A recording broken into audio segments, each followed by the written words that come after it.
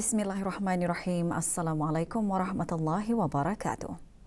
Kebawah Duli Yang Maha Mulia Paduka Seri Baginda Sultan Haji Hassan Al-Bolkiah Muizzuddin Wad Daulah Ibni Almarhum Sultan Haji Omar Ali Saifuddin Sa'adul Khairwaddin Sultan dan Yang di-Pertuan Negara Brunei Darussalam telah berkenan menghantar titah berutusan tahniah kepada Tuan Yang Terutama Joseph R. Biden Jr., Presiden Amerika Syarikat, Kerajaan dan Rakyat Amerika Syarikat bersempena dengan Hari Kemerdekaan yang ke-245 negara tersebut. Duli Yang Teramat Mulia Paduka Seri Pengiran Muda Mahkota Pengiran Muda Haji Al-Muhtadi Billah Ibni Kebawah Duli Yang Maha Mulia Paduka Seri Baginda Sultan Haji Hassan Al-Bolkiah Muizzuddin Wad Daulah Menteri Kanan di Jabatan Perdana Menteri bersabda menekankan perlibatan dalam pergerakan pengakap antara platform terbaik ke arah pembangunan keupayaan holistik. Justru Duli Yang Teramat Mulia menzahirkan keyakinan pergerakan pengakap di negara ini akan terus berperanan penting dalam sama-sama menyumbang kepada pembangunan model insan yang syumul khasnya golongan belia dengan menerapkan sifat kepimpinan berkualiti dengan nilai-nilai murni yang kukuh. Duli Yang Teramat Mulia Paduka Seri Pengiran Muda Mahkota bersabda pada sambutan 40 tahun Hari Pengakap. Berangkat sama Paduka Adinda Duli Yang Teramat Mulia, Duli Yang Teramat Mulia Paduka Seri Pengiran Muda Abdul Malik.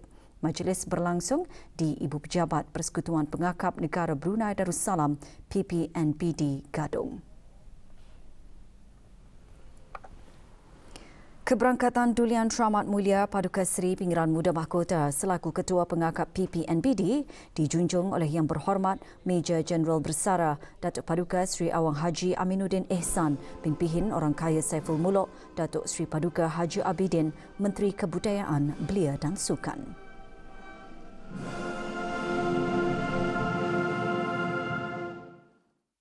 وفي الآخرة حسنة وقنا عذاب النار وصلى الله على سيدنا محمد وعلى آله وصحبه أجمعين بفضلك سبحان ربك رب العزة عما يصفون وسلام على المرسلين والحمد لله رب العالمين.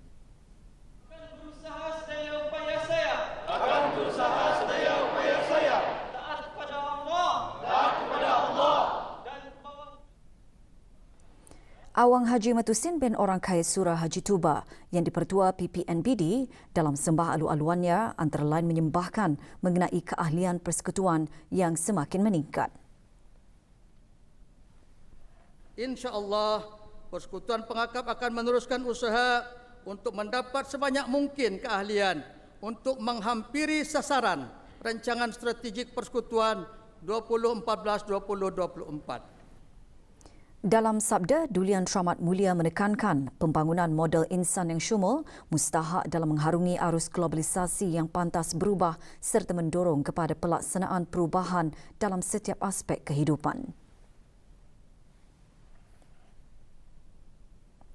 Di sinilah juga betapa pentingnya pendidikan formal bagi generasi muda untuk digandingi dengan aktiviti-aktiviti yang boleh membantu dalam pembentukan pribadi dan pembangunan karakter masing-masing.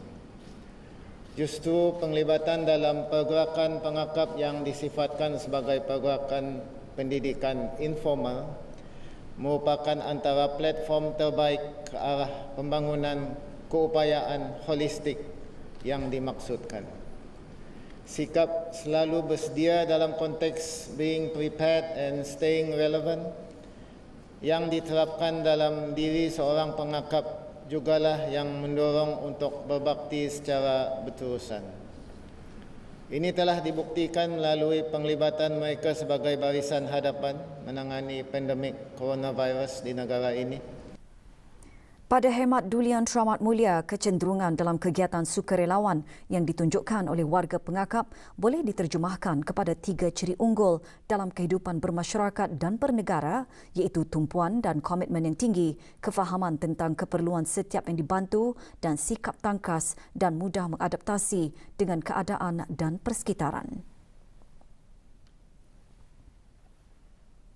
Sebagai organisasi yang sudah matang serta dipandang tinggi oleh masyarakat, maka adalah wajar bagi PPNBD untuk terus melipat gandakan usaha yang menjurus kepada mendukung agenda pembangunan negara, khasnya Wawasan Brunei 2035. Justru PPNBD perlu bijak menembusi bidang-bidang yang berkeutamaan serta berimpak tinggi, dengan sentiasa menitik beratkan inisiatif-inisiatif berkaitan pembangunan kemahiran yang berasaskan teknologi dan juga pengupayaan keusahawanan. Dalam hubungan ini, saya menaruh harapan tinggi agar para Suruhjaya dan pemimpin pasukan pengakap akan sentiasa menerapkan aspek lifelong learning pada diri masing-masing. Pemimpin sesebuah pergerakan semestinya sentiasa peka dengan peredaran semasa bagi memastikan ianya sentiasa relevan dan diterima oleh seluruh masyarakat.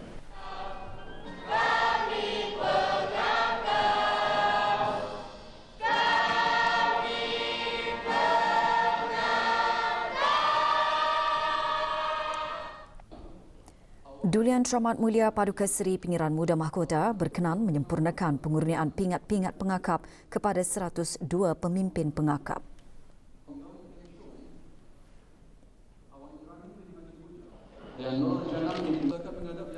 Dulian Teramat Mulia seterusnya berkenan mengurniakan waran-waran kepada 27 orang Pesuruhjaya Negara dan 39 orang penolong Pesuruhjaya Pengakap Daerah.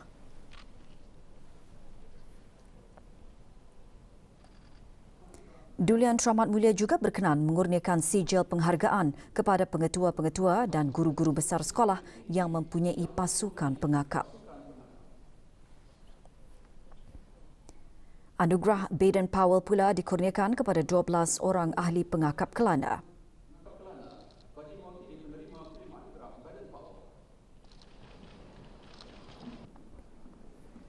Keberangkatan Dulian Teramat Mulia ke majlis ini mencerminkan sikap pemedulian dan keprihatinan Dulian Teramat Mulia terhadap pergerakan berpengakap di negara Brunei Darussalam.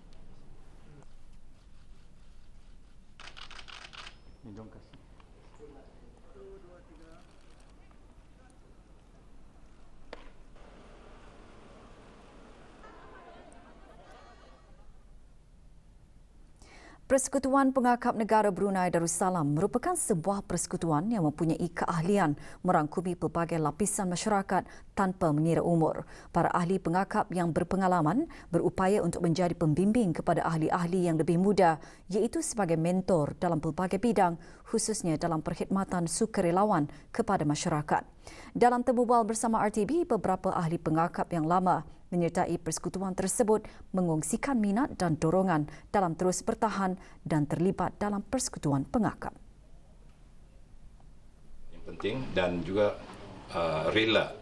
Sebab pertubuhan sukarela artinya kita suka perkara itu dan kita rela membuat kerja itu walaupun masa-masa yang diperlukan kita. Keseronokan yang pernah saya kecapi itu untuk dirasakan oleh generasi-generasi muda pada masanya. Itu sebabnya. Sebab banyak dalam pengakap itu yang ketani dapat pelajari, dapat ketani perulihi. Untuk membagikan pengalaman dan pengajaran kepada setiap ahli-ahli pengakap, terutama kepada disiplin, tata tertib dan menghormati kepada setiap keluarga. Saya menjalankan tugas dengan sebaik mungkin dan untuk memberi kepada generasi muda menjadi pengakap, kerana pengakap ini adalah indah dada umurnya selagi kita akan mau berusaha. Banyak pelajaran yang ketani dapat daripadanya, yang mana kadang-kadang ketani ada pelajaran-pelajaran yang baru. Sebab itu rasa yang keduanya banyak kawan. Sementara ahli-ahli pengakap yang lebih muda berpendapat menerusi kegiatan kemasyarakatan yang disertai memberi peluang untuk meningkatkan jati diri mereka.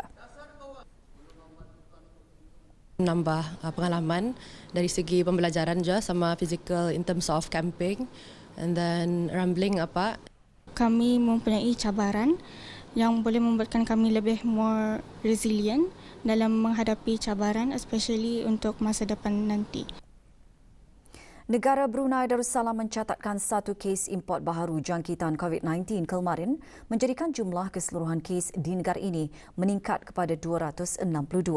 Kementerian Kesihatan dalam siaran akhbarnya memaklumkan kes 262 seorang perempuan berumur 48 tahun yang tiba ke negara ini dari Jakarta, Indonesia pada 27 Jun 2021 dan mula mengalami simptom batuk, sakit kepala dan demam panas pada 1 Julai 2021. Penyiasatan dan pengesanan kontak mengesahkan 23 kontak terdekat bagi kes tersebut. Kementerian Kesihatan turut memaklumkan 9 kes aktif dirawat di Pusat Pengasingan Kebangsaan dalam keadaan baik.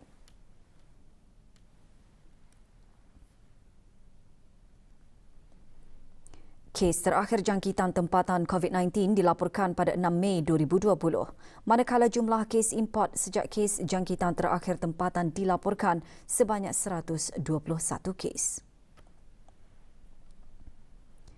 747 orang sedang menjalani pengasingan diri mandateri, manakala 21,032 orang menamatkan pengasingan diri mandateri sejak Mac 2020.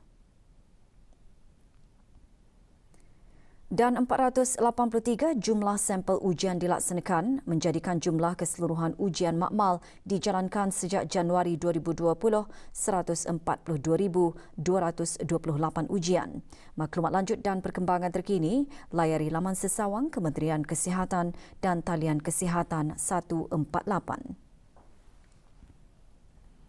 Jabatan Kastam dan Eksais Diraja JKED telah menjalankan 2 gerakan operasi pada hari Khamis 1 hari bulan Julai 2021 dan pada hari Jumaat 2 hari bulan Julai 2021. Gerakan operasi pertama adalah di sebuah rumah di Rancangan Perumahan Negara Kampung Pandan, Kuala Belait, berikutan maklumat yang diterima berkaitan dengan penyimpanan dan penjualan barangan tegahan kastam. Gerakan operasi kedua pula adalah hasil daripada rondaan rutin di kawasan pesisiran Sungai Salar.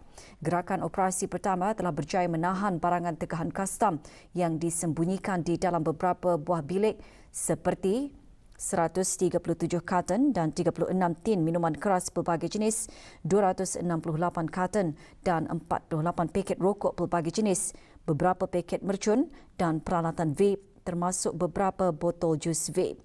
Gerakan operasi kedua telah mendapati barangan tegahan kastam tanpa pemilik iaitu 77 botol dan 99 tin minuman keras pelbagai jenis serta 400 karton rokok pelbagai jenis yang telah diseludup dan diletakkan di kawasan pesisiran Sungai Salar. Kesemua barang yang diseludup dihukum rampas untuk tindakan pelupusan. Semasa operasi pertama dijalankan, JKED telah menahan seorang wanita penduduk tetap berumur 55 tahun dan wanita berkenaan telah dibawa ke Pejabat Penguatkuasaan Undang-Undang Kuala Belait untuk siasatan lanjut. JKED ingin menasihatkan kepada orang ramai agar sentiasa mematuhi mana-mana perundangan negara yang berkuat kuasa pada masa ini dan menghindari dari melakukan kegiatan-kegiatan penyeludupan atau membawa masuk dan keluar barang-barang tegahan dan juga larangan tanpa sebarang kebenaran daripada agensi-agensi berkepentingan yang mengawal barang-barang tersebut. Memiliki barang-barang tegahan kastam adalah satu kesalahan di bawah Seksyen 146 Perintah Eksais 2006. Bagi sebarang maklumat lanjut berhubung dengan kegiatan penyeludupan barang-barang tegahan kastam, orang ramai bolehlah menghubungi JKED di talian 871 4422.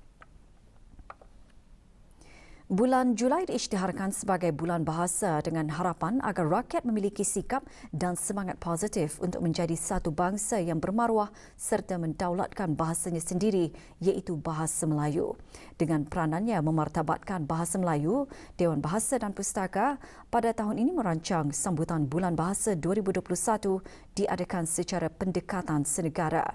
Menurut pemangku pengarah Dewan Bahasa dan Pustaka, sambutan Bulan Bahasa 2021 melibatkan kementerian-kementerian dan jabatan-jabatan kerajaan kerana pemartabatan bahasa Melayu bukan sahaja dilaksanakan oleh Dewan Bahasa dan Pustaka secara persendirian, malahan tanggungjawab bersama sebagai satu bangsa, satu negara dan satu bahasa. Ini akan bergema di sekolah-sekolah Contohnya majlis pembacaan ikrar dan sambutan bulan bahasa di sekolah-sekolah akan kita laksanakan.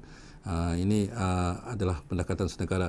Tema sambutan bulan bahasa ialah memperkasakan bahasa Melayu. Jadi tema ini kita angkat untuk mengajak rakyat dan penduduk negara ini sama-sama memperkasakan penggunaan bahasa Melayu di manapun mereka berada, sama ada di pejabat, di rumah dan juga di kalangan masyarakat. Pelbagai program dan kegiatan akan diadakan sempena Bulan Bahasa 2021. Maklumat lanjut boleh dilayari melalui laman sesawang Dewan Bahasa dan Pustaka di www.dbp.gov.bn.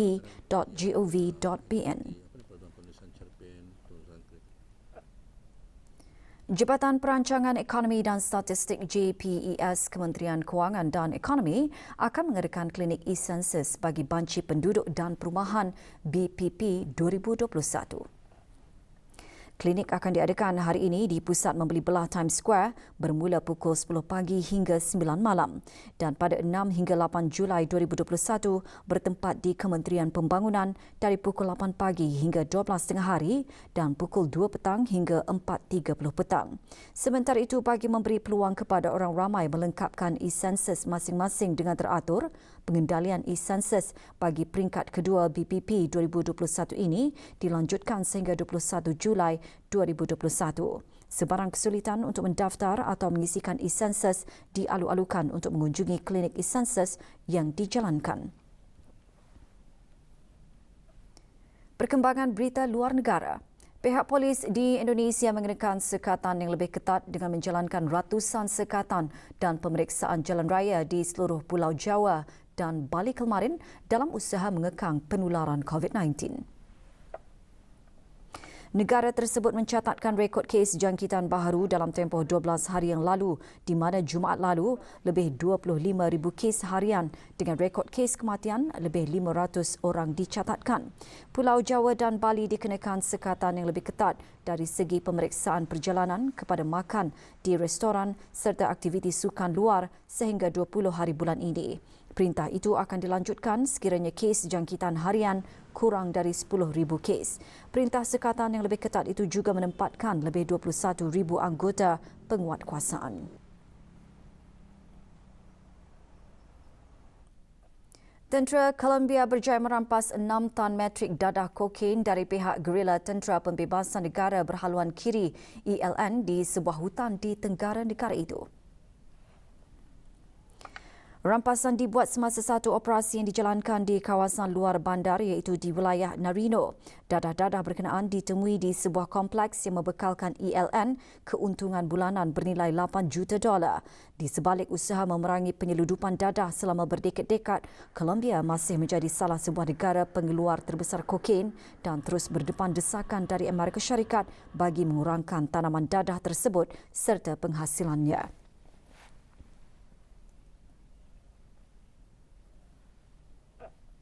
Kejadian tanah susur akibat hujan lebat melanda bandar Atami, Jepun menyebabkan 2 orang terkorban dan lebih ramai dilaporkan hilang.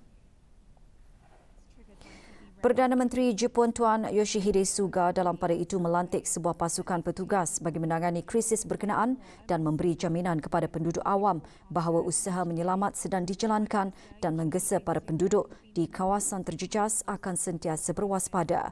Tentera Jepun juga menghantar para pekerja menyelamat ke bandar tersebut dan menurut laporan media rasmi negara itu, kira-kira 80 orang telah dipindahkan.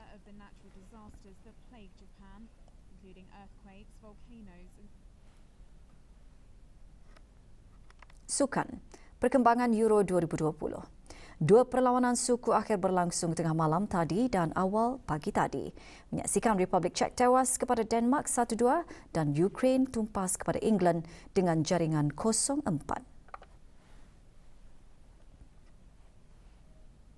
Dengan bahan-bahan berita itu tadi, berita pagi berakhir di sini. Kita kembali bersama rakan-rakan penyampai Rampai Pagi untuk membawakan bahan-bahan menarik seterusnya. Dengan itu sekian, Assalamualaikum warahmatullahi wabarakatuh.